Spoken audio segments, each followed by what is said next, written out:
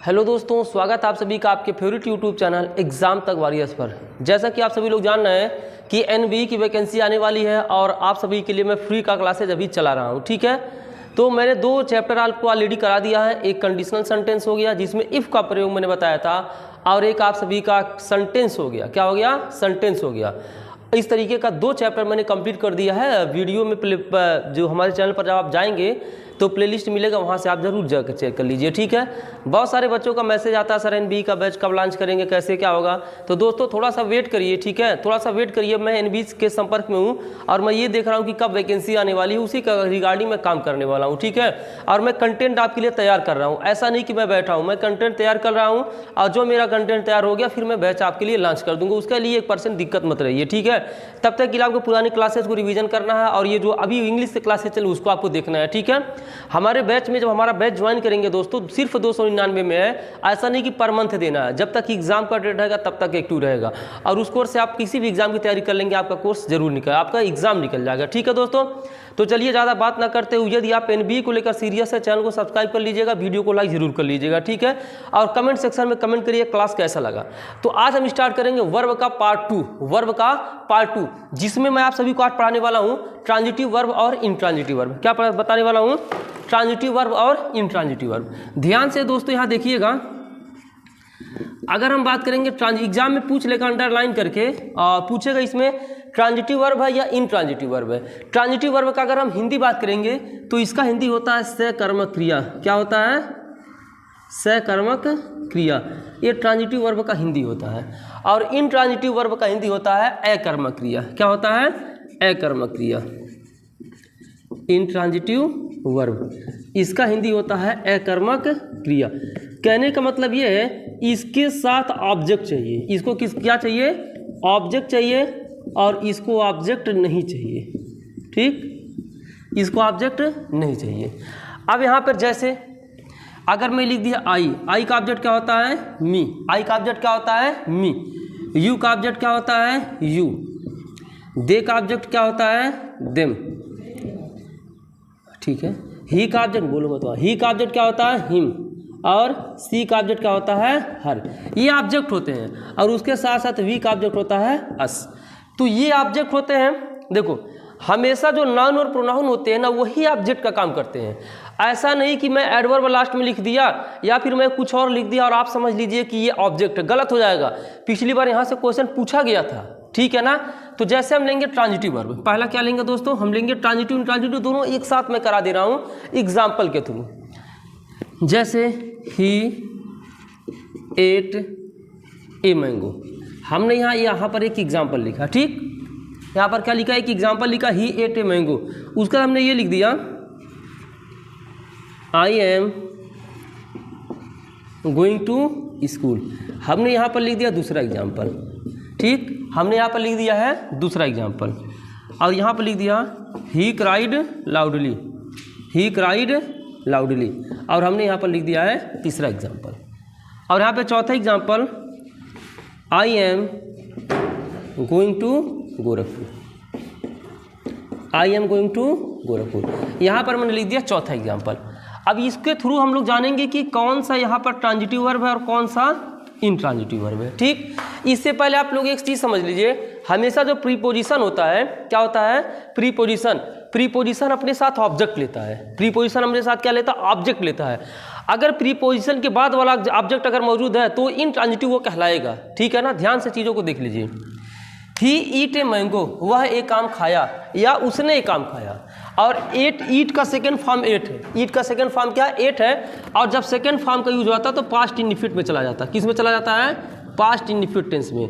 मैं साथ साथ आपको टेंस भी बताते चलूँगा, किस टेंस में कौन सा वर्ड सब्जेक्ट है, कौन सा ऑब्जेक्ट है, क्योंकि इससे थोड़ा सा आप सभी को थोड़ा समझने में मदद मिलती है। और अगला वाला चैप्टर जब पढ़ेंगे तो फिर ज़्यादा हेल्प मिलेगा। ही क्या है दोस्तों? यहाँ पर सब्जेक्ट है। ही क्या है? सब्जेक्ट है। और ही कौन सा प्रोनाउन है? ही जो है थर्ड पर्सन का प्रोनाउन है, ठीक। एट क्या है? वर्ब है। एट क्या है? वर्ब है। ए क्या है? आपका आर्टिकल है। और मैंगो क्या है? एक यहाँ पर सब्जेक्ट है। यानी कि हम ए मैंगो की बात करेंगे, ऑब्जेक्ट का काम कर रहा है। सॉरी, सब्जेक्ट नहीं, ऑब्जेक्ट है। ये क्या है? ऑब्जेक्ट है। अब देखिए, सब्जेक्ट वर्ब ऑब्जेक्ट, ये क्या हो गया? Transitive verb. क्या हो गया? Transitive verb. ठीक। ट्रांजिटिव वर्ब को शॉर्ट फॉर्म में लिखेंगे टीवी, ट्रांजिटिव वर्ब। नेक्स्ट देखेंगे I am going to school, I am going to school, मैं विद्यालय जा रहा हूँ। मैं कहाँ जा रहा हूँ? विद्यालय जा रहा हूँ। आई क्या है? सब्जेक्ट है। आई क्या है? सब्जेक्ट है। आई एम क्या है? हेल्पिंग वर्ब है। गोइंग क्या है? मेन वर्ब है। टू क्या है? प्रेपो है, मतलब प्रीपोजिशन है। स्कूल क्या है? ऑब्जेक्ट है। अब ऐसा लग रहा है कि ये ट्रांजिटिव वर्ब हो जाएगा, लेकिन ट्रांजिटिव वर्ब नहीं है। क्यों? क्योंकि यहाँ टू एक प्रीपोजिशन है और ये स्कूल प्रीपोजिशन का ऑब्जेक्ट है। इसका ऑब्जेक्ट हमको नहीं पता चल पा रहा। अब यहाँ देखते हैं थोड़ा सा इसको, तो मैंने इसको देखते हैं, दोबारा देख लेते हैं, दोबारा देखते हैं, ठीक है। थोड़ा हो सकता है ना समझ में आया हो। I am going to school, I क्या है? सब्जेक्ट है।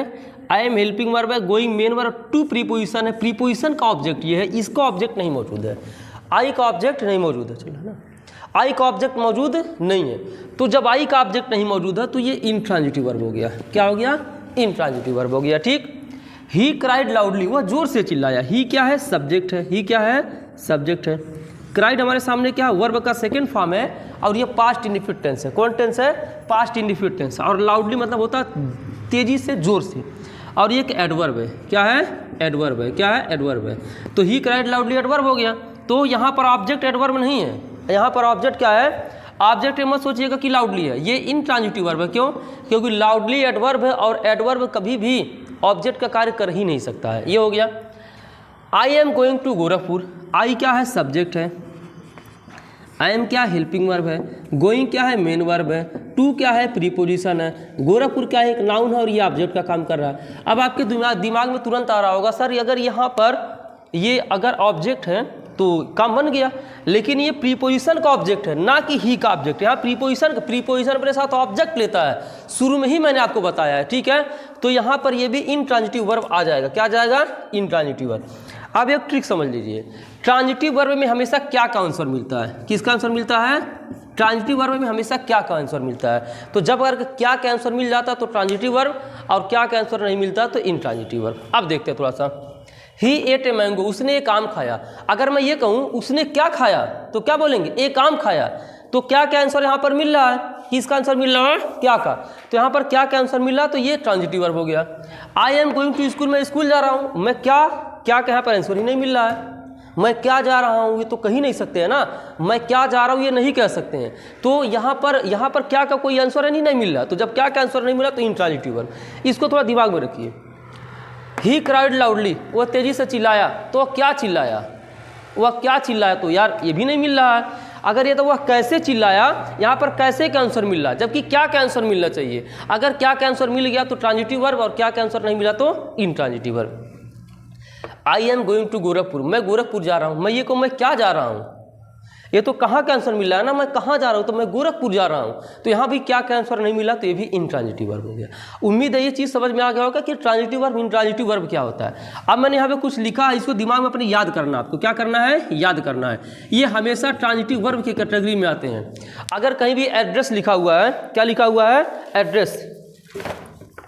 कहीं पर अगर ये एड्रेस लिखा हुआ है तो ये ट्रांजिटिव वर्ब की कैटेगरी में आएगा। बोरो लिखा है भी ट्रांजिटिव वर्ब कैटेगरी में आएगा। ब्रिंग लिखा हुआ है भी, ये अपने साथ इनट्रांजिटिव नहीं लेगा, हमेशा ट्रांजिटिव वर्ब लेगा। यानी कि हमेशा अपने साथ ऑब्जेक्ट लेगा ही लेगा, नहीं तो सेंटेंस ही नहीं बनेगा। डिस्कस हो गया, रेज हो गया, पे हो गया, राइट हो गया, प्रोमाइस हो गया, ठीक। ये अपने साथ क्या लेते हैं? Transitive verb. ये सबके सब क्या कहलाते हैं? ट्रांजिटिव वर्ब कहलाते हैं, ठीक।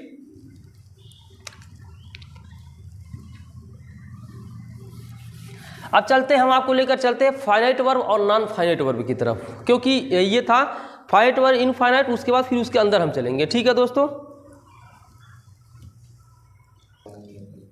अब देखते हैं आगे फाइनाइट वर्ब और नॉन फाइनाइट वर्ब, ठीक। क्या देखते हैं? फाइनाइट वर्ब और नॉन फाइनाइट वर्ब, ये क्या होते हैं? इसको समझाने के बाद ही इसके कैटेगरी में जाएंगे, ठीक है ना। क्योंकि नॉन फाइनाइट 3 प्रकार के होते हैं। आपको पता है नॉन फाइनाइट कितने प्रकार के होते हैं? 3। पार्टिसिपल, जेरेंड और इन्फिनिटिव। क्या होता है? इन्फिनिटिव। फिर हम इसके तरफ जाएंगे। तो अब समझते हैं finite verb, non finite verb क्या होता है। फाइनाइट वर्ब क्या होता है? सब्जेक्ट के अनुसार, सब्जेक्ट के अनुसार बदल जाता है। सब्जेक्ट और वर्ब के अनुसार क्या होता है? बदल जाता है। और non finite verb subject object के अनुसार नहीं बदलता है, उस पर किसी भी कर्ता क्रिया का कोई प्रभाव नहीं पड़ता है, ठीक है। ध्यान से देखते हैं। He goes to school, he goes to school, वह स्कूल जाता है। क्या करता है, वह स्कूल जाता है। यहाँ देखिए गोज से गो हो गया, यहाँ पर क्या हो गया, गोज से क्या हो गया, गो हो गया।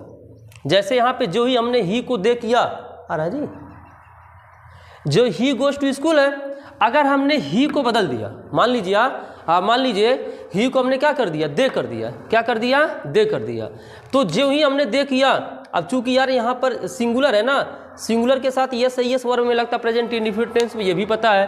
तो he goes to school, school जाता है, ये क्या हो गया, ये फाइनाइट वर्ब है। क्या है, कैसे पता चला सर, फाइनाइट वर्ब है। देखिए अब जो हमने ही के जगह पर दे किया, क्या किया, ही के जगह पर जो ही हमने दे किया, तो यहाँ पे गोज से क्या बदल गया, गो में बदल गया। आखिर ये गोज से गो हुआ ना, ये बदल गया, क्या किया, बदल गया। तो जब बदल गया तो यही कहलाता है फाइनाइट वर्ब। यही क्या कहलाता है, फाइनाइट वर्ब। ये क्या कहलाएंगे, फाइनाइट वर्ब, एफ कहलाएंगे। क्या कहलाएंगे, एफ। पहले फाइनाइट समझ लेते, फिर नॉन फाइनाइट समझेंगे। उसके बाद यहाँ देखेंगे she likes to eat fruits, she likes to eat fruit, वह क्या खाना पसंद करती है, फल खाना पसंद करती है। क्या खाना पसंद करती है, फल। लेकिन जो ही हम यहाँ देखिए, यहाँ सी से दे किए, क्या किए, सी से दे किए, तो यहाँ लाइक्स किसे बदल गया, लाइक में बदल गया। किसे बदल गया, लाइक में बदल गया। तो ये वर्ब चेंज हो गया ना, तो they like to eat fruits हो गया। तो यहाँ पर एक ये भी क्या हो जाएगा, ये भी फाइनाइट वर्ब हो गया। क्या हो गया, फाइनाइट वर्ब हो गया। क्या हो गया, फाइनाइट वर्ब हो गया। फाइनाइट वर्ब का मतलब होता है कि वो बदलेगा नहीं।